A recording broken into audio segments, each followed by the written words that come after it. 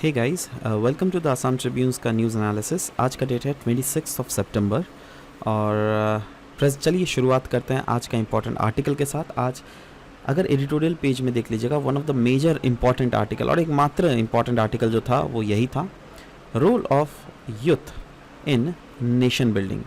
Specifically Assam के youth का यहाँ पे प्रोपोजिशन लिया गया है और बोला गया है दैट अगर what is the condition of youth that is prevailing in Assam और नेशन बिल्डिंग के लिए इनका रोल क्या हो सकता है। तो अनडाउटेडली आपको पता ही है दैट यूथ जो है उनको बोला जाता है इंडिया का फ्यूचर। कोई भी देश का फ्यूचर उन देश के यूथ ही होते हैं।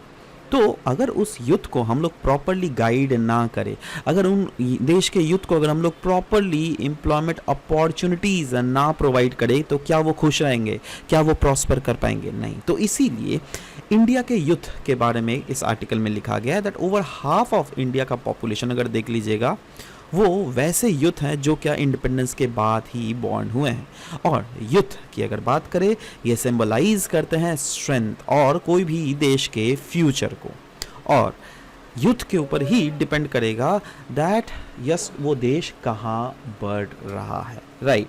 तो इसीलिए अनडाउटेडली यंग पीपल्स कोई भी देश का are always filled with enthusiasm.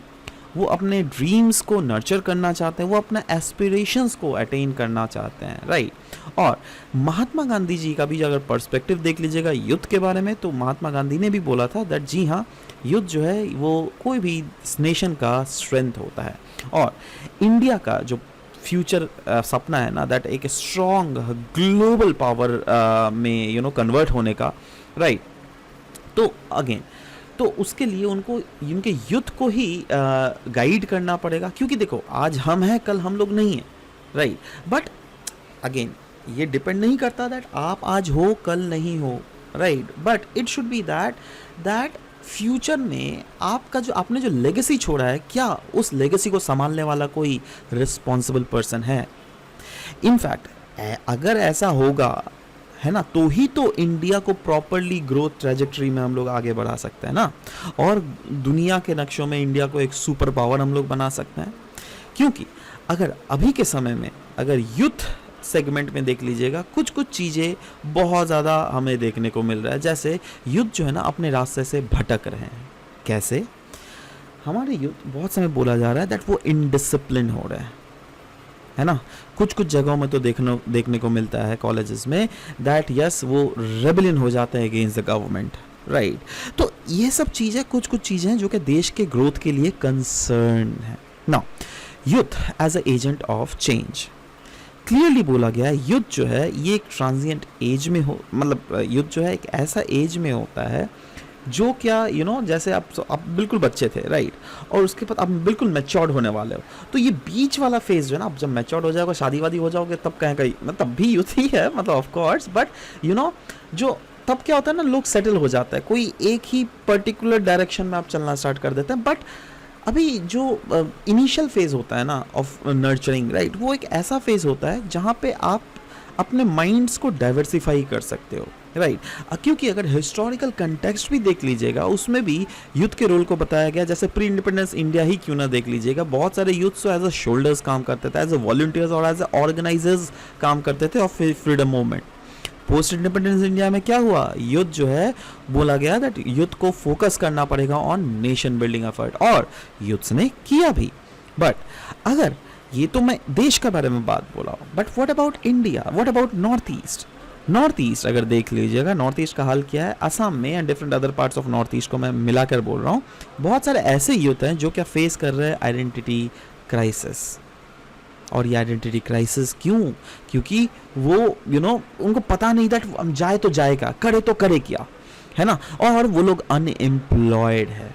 तो वही बोला गया दैट ऐसे बहुत सारे यूथ है जिसके अमंग डिसल्यूजनमेंट है, एंड इस डिसल्यूजनमेंट ने लेड किया है to the lack of engagement with the government. इसी के कारण गवर्नमेंट के साथ एंगेजमेंट कहीं ना कहीं हमको घटता हुआ देखने को मिल रहा है, जो क्या एक बिल्कुल ट्रबलिंग साइन है for both the region as well as the nation. Addressing youth issue, now undoubtedly ये क्लियरली बोला गया, ये क्रूशियल है गवर्नमेंट के लिए, दैट गवर्नमेंट को समझना पड़ेगा और एड्रेस करना पड़ेगा the needs and expectations of the youth. In fact millions of youth जो है वो एम्प्लॉयमेंट अपॉर्चुनिटी मांग रहे हैं, दैट उनको कब एम्प्लॉयमेंट क्या, बट क्या गवर्नमेंट प्रोवाइड कर पाएगी सबको जॉब? नहीं, नॉट पॉसिबल, राइट। इसीलिए कहीं ना कहीं सरकार को फोकस करना पड़ेगा कुछ ऐसे सोर्सेज जिससे जॉब्स क्रिएशन को भी प्रमोट किया जा सके। जैसे अगर हम लोग इन रीजन्स में इंडस्ट्रियल डेवलपमेंट को और भी ज़्यादा प्रमोट करें तो ऑफ कोर्स इंडस्ट्रीज बनेंगी तो जॉब अपॉर्चुनिटीज़ भी होंगी, राइट। तो वही बोला गया है, प्रोफेशनल अपॉर्चुनिटीज़ को भी हम लोग को क्रिएट करना पड़ेगा, अलग अलग कोर्सेज के मॉड्यूल्स ले आने पड़ेंगे, स्किल्स डेवलपमेंट अपॉर्चुनिटीज़ हमारे यूथ्स को देने पड़ेंगे, राइट। बहुत सारे ऐसे गवर्नमेंट स्कीम है जिसका एम ही है यूथ वेलफेयर, बट वो भी जो इतने सारे गवर्नमेंट ऐसे स्कीम्स हैं ना जो कि विद यूथ वेलफेयर को फोकस कर रहा है, वो कहीं ना कहीं फेल हो जा रहा है इन प्रैक्टिकल इम्प्लीमेंटेशन, जिसके कारण यूथ के अमंग जो डिप्रेशंस है या फिर फ्रस्ट्रेशंस है वो दिन भर दिन बढ़ता ही जा रहा है। इसीलिए इस आर्टिकल में बोला गया है, देखो हमारे देश में जो यूथ है ना ये बिल्कुल एक अनटैप्ड रिसोर्स है। मतलब यूथ जो है वो प्रेजेंट करता है एक untapped resource of the society, जिसको अगर इफेक्टिवली मोबिलाइज किया जा सके, मतलब अगर इन यूथ को अच्छे से डायरेक्शन प्रोवाइड किया जा सके तो हमारे देश के यूथ आराम से कॉम्बैट कर सकते हैं पॉवर्टी को और इजीली अचीव किया जा सकता है हमारे देश में इकोनॉमिक डेवलपमेंट। इसीलिए बोला गया है दैट यूथ जो है हमारे देश में नेशनल यूनिटी को और साथ ही साथ नेशनल बिल्डिंग को भी प्रोमोट कर सकते हैं। इसीलिए एस्पिरेशंस ऑफ द यूथ होता क्या है, यूथ जो है वो मेनली मोटिवेटेड होता है by the desire to contribute to their family, communities and the nations, और उनके एस्पिरेशंस भी इंक्लूड कर रहे हैं दैट उनका भी डेवलपमेंट हो। ऑफ कोर्स अनडाउटेडली देश का डेवलपमेंट, सोसाइटी का development is primarily important, but उनका भी डेवलपमेंट है, उनको अपॉर्चुनिटीज़ मिले जिससे चेंजेस जो हो वो पॉजिटिव हो सके। बट यूथ देखा जा रहा है they are often fearless, they are often restless and they are driven, है ना। तो वही चीज़ देखने को मिल रहा है दैट अभी के समय ये सब चीज़ें होना चाहिए, राइट। बट क्या ये प्रॉपरली इंडिया में हम लोग को ये सब देखने को मिल रहा है? अभी तो ऐसा एज है जो कि डिजिटल एज है। तो अगर आज के डिजिटल एज में देख लीजिएगा यूथ के पास अनप्रेसिडेंटेड एक्सेस है। कोई कमी है इन्फॉर्मेशन की? आप बताइए ना, आपके पास कोई कमी है?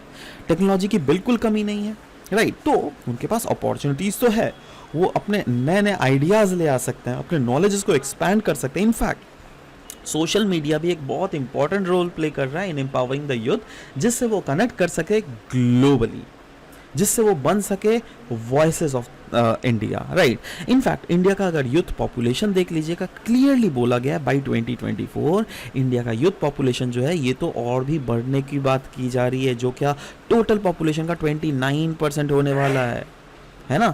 अप्रॉक्सीमेटली 20 मिलियन जो है ना इनमें of these will be the first time voters, मतलब पहली बार ये लोग वोट दे रहे हैं। मतलब ये जो है एक देश के पावर को चेंज या फिर इन्फ्लुएंस करने में एक बहुत ही महत्वपूर्ण भूमिका निभाने वाले हैं।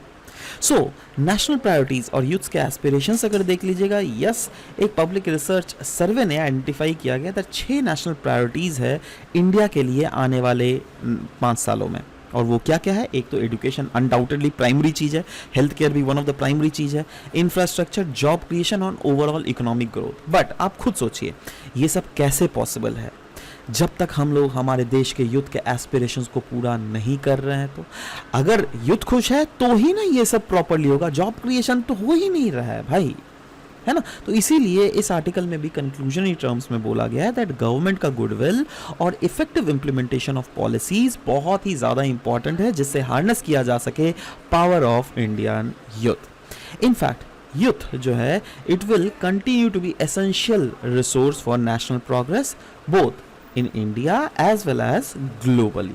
तो ये आर्टिकल का यही कंक्लूजन टर्म्स है, right. So this was all about the discussion that we had for आज का one of the major important article which has revolved around the youth of India and Assam, right. So this was all about the discussion. मिलते हैं next session में, bye bye.